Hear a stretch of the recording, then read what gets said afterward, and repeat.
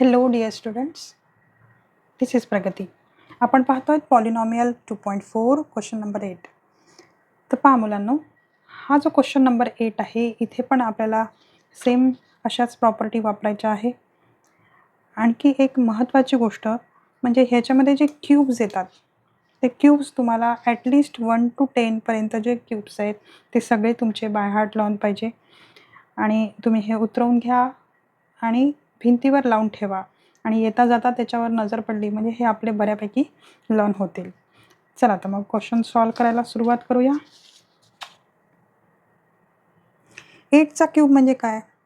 8 म्हणजे हे पहा, ह्या पूर्ण क्वेश्चनमध्ये हे समोरच्या 2 फेज आणि समोरच्या 2 साईन महत्त्वाच्या असतात. तर समोरच्या 2 आपल्याला व्यवस्थित समजले तर करेक्ट आन्सर सॉल्व करू शकतो. 2a त्याचा स्क्वेअर म्हणजे हा 2aचा क्यूब आहे आणि प्लस हा bचा क्यूब आहे. आता आपल्याला घ्यायचं आहे 3 into a square into b आणि मग घ्यायचं आहे आपल्याला 3 into a into bचा स्क्वेअर, बरोबर. तर मग आपला a काय आहे? हा 2a आहे आणि b इथे पण आपल्याला 2a भरायचा आहे आणि हा bचा स्क्वेअर इथे येणार. म्हणजे आपण हे सॉल्व केलं तर आपल्याला असा नंबर मिळेल, हे सॉल्व केलं आपल्याला असा नंबर मिळेल. तर हा जो आहे तो एक्सपांडेड फॉर्म आहे. आपल्याला याचा फॅक्टर फॉर्म लिहायचा आहे. तर याचा फॅक्टर फॉर्म काय होणार? 2a प्लस b हा होणार आणि याचा क्यूब. तर आपल्याला फॅक्टराईज सांगितलं आहे तर हे सेम ब्रॅकेट आपल्याला 3 टाइम्स लिहावं लागेल. 2a plus b, 2a plus b आणि 2a प्लस b.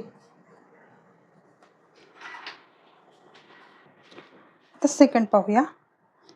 पहा मुलांनो, फर्स्ट आणि सेकंड मध्ये फक्त साईनचा चेंज आहे. हे काय मिळत आहे आपल्याला? 8aचा क्यूब म्हणजे आपल्याला 2a द होल क्यूब असं मिळणार. तर इथे साईन मायनसची आहे म्हणून इथे मायनस राहील आणि हा bचा cube plus 3 into a square आणि इथे आहे b आणि plus 3 into a into 3 into x into y square असा आपला फॉर्म्युला येतो.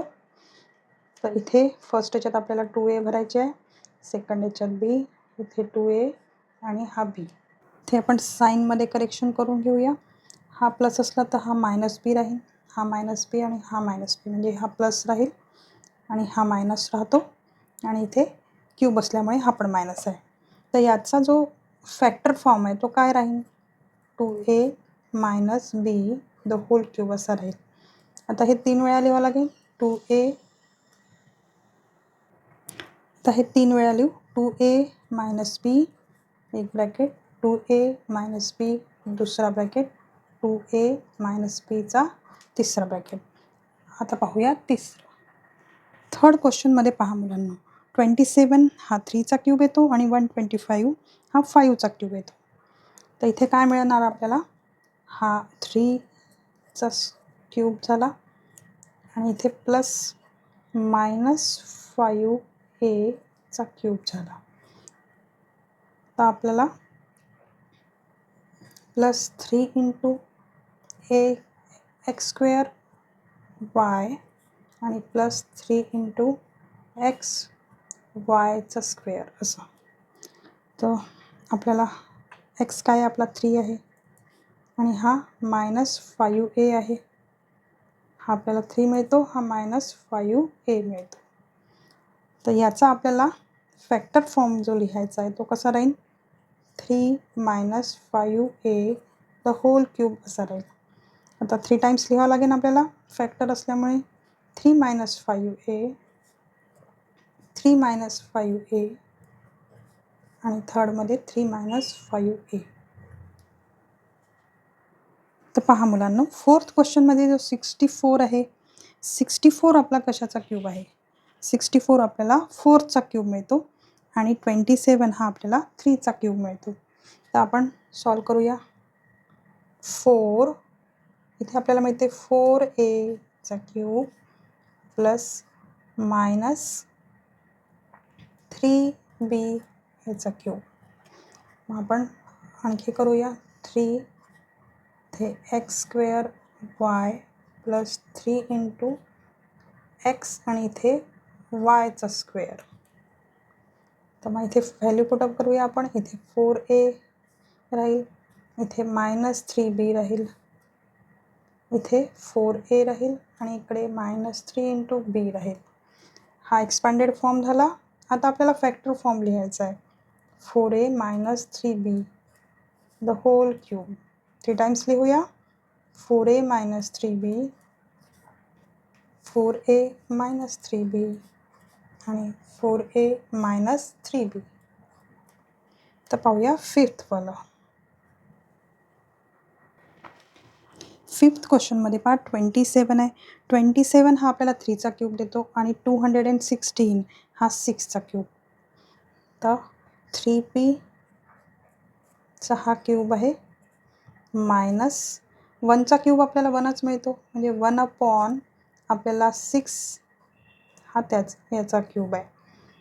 बरोबर. आता पुढे जाऊया. Plus 3 into x square into y plus 3 into x into वायचा स्क्वेअर. तर एक्स म्हणजे काय आपला 3 इंटू पी आहे आणि इकडे 1/6, इथे 3p आणि इथे 1/6. तर पहा मुलांनो, तुम्हाला असं वाटेल की 9/2 कुठून आले. जेव्हा हे आपण सॉल्व करतो काटछाट होते आणि मग इथे आपल्याला 9/2, इथे पण आपल्याला सेम तसंच मिळणार आहे. तर आपण आता एक्सपांडेड फॉर्म झाला. आता आपण फॅक्टर फॉर्म लिहूया. फॅक्टर फॉर्ममध्ये 3p - 1/6 द होल क्यूब येतो. तर इथे आपल्याला 3p - 1/6चा एक बॉक्स, 3p - 1/6 आणि 3p - 1/6चा एक ब्रॅकेट. अशा प्रकारे हा पूर्ण क्वेश्चन सॉल्व होतो. Students, if you understand well, then please type yes in the comment. Thank you for watching.